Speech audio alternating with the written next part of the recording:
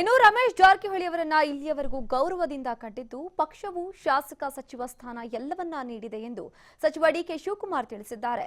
ರಮೇಶ್ ಜಾರಕಿಹೊಳಿ ರಾಜೀನಾಮೆ ವಿಚಾರಕ್ಕೆ ಪ್ರತಿಕ್ರಿಯಿಸಿರುವ ಅವರು ಪಕ್ಷದಲ್ಲಿ ನಾಯಕರಿದ್ದು ಎಲ್ಲವನ್ನ ಗಮನಿಸುತ್ತಾರೆ ಅಂತ ತಿಳಿಸಿದ್ರು. ಅಲ್ಲದೆ ನಾನು ಮನವೊಲಿಸೋಕೆ ಅವರು ಸಿಕ್ಕರೆ ತಾನೆ ರಮೇಶ್ ಸಿಕ್ಕರೆ ಅವರ ಜೊತೆ ಮಾತನಾಡ್ತೇನೆ ಅಂತ ತಿಳಿಸಿದ್ರು. ಇನ್ನು ಅವರಿಗೆ ಉಸಿರು ಕಟ್ಟುವಂತಾಗಿಯೋ ಏನೋ ಭಗವಂತ ಅವರ ಆಸೆ ಈಡೇರಿಸುವಂತೆ ಮಾಡಲಿ ಎಂದು ತಿಳಿಸಿದ್ರು. ನನಗೆ ಗೊತ್ತಿಲ್ಲಪ್ಪ, ನಾನು ಪೇಪರಲ್ಲಿ ನೋಡಿದೆ ಅಷ್ಟೇ. ನಮ್ಮ ಪಾರ್ಟಿಯವರು ರಿಯಾಕ್ಟ್ ಮಾಡಿದ್ದಾರೆ, ಸೊ ಅದನ್ನೆಲ್ಲ ಅವ್ರು ಗಮನಿಸ್ತಾರೆ. ಆಮೇಲೆ ಲೋಕಲ್ ಡಿಸ್ಟ್ರಿಕ್ಟ್ ಮಿನಿಸ್ಟರ್ಸ್ ಇದ್ದಾರೆ, ಅವರೆಲ್ಲ ಬ್ರದರ್ಸು, ಅದೆಲ್ಲ ಏನು ಮಾತಾಡ್ತಾರೋ ಅವ್ರು ಮಾತಾಡಲಿ. ನಾನು ನಮ್ಮ ಕೈಗೆ ಸಿಕ್ಕಿದ್ರೆ ನಾನು ಮಾತಾಡೋಕ್ಕೆ ರೆಡಿ ಇದ್ದೀನಿ. ನಂದು ಏನಿಲ್ಲ, ನಮ್ಮ ಜೊತೆಲೆಲ್ಲ ಶಾಸಕರಾಗಿದ್ದವರು, ನನಗೆ ಭಾಳ ಆತ್ಮೀಯರಿದ್ದವರು, ನಾನು ಬೇಕಾದ್ರೆ ಸಿಕ್ಕಿರ್ಬೇಕಾದ್ರೆ ಮಾತಾಡ್ತೀನಿ.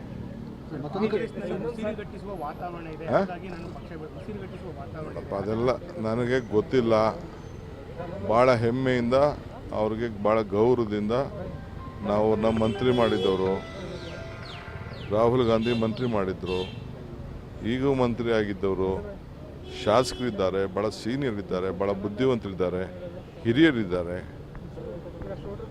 ಅದೇನು ಉಸಿರು ಗಟ್ಟಿದೆಯೋ ಅಂತ ನನಗೆ ಗೊತ್ತಿಲ್ಲ. ಬೇಕಾದ್ರೆ ನಂಗೆ ಸಿಕ್ಕಿದಾಗ ಡೆಫಿನೆಟ್ ನನಗೆ ಗೊತ್ತಿಲ್ಲಪ್ಪ, ನಾನು ಪೇಪರಲ್ಲಿ ನೋಡಿದೆ ಅಷ್ಟೇ. ನಮ್ಮ ಪಾರ್ಟಿಯವರು ರಿಯಾಕ್ಟ್ ಮಾಡಿದ್ದಾರೆ, ಸೊ ಅದನ್ನೆಲ್ಲ ಅವ್ರು ಗಮನಿಸ್ತಾರೆ.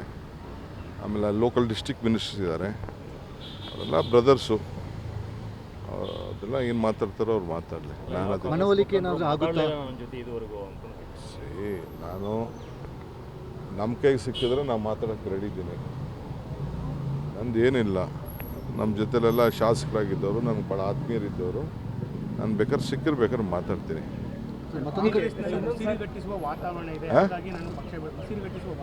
ಅದೆಲ್ಲ ನನಗೆ ಗೊತ್ತಿಲ್ಲ.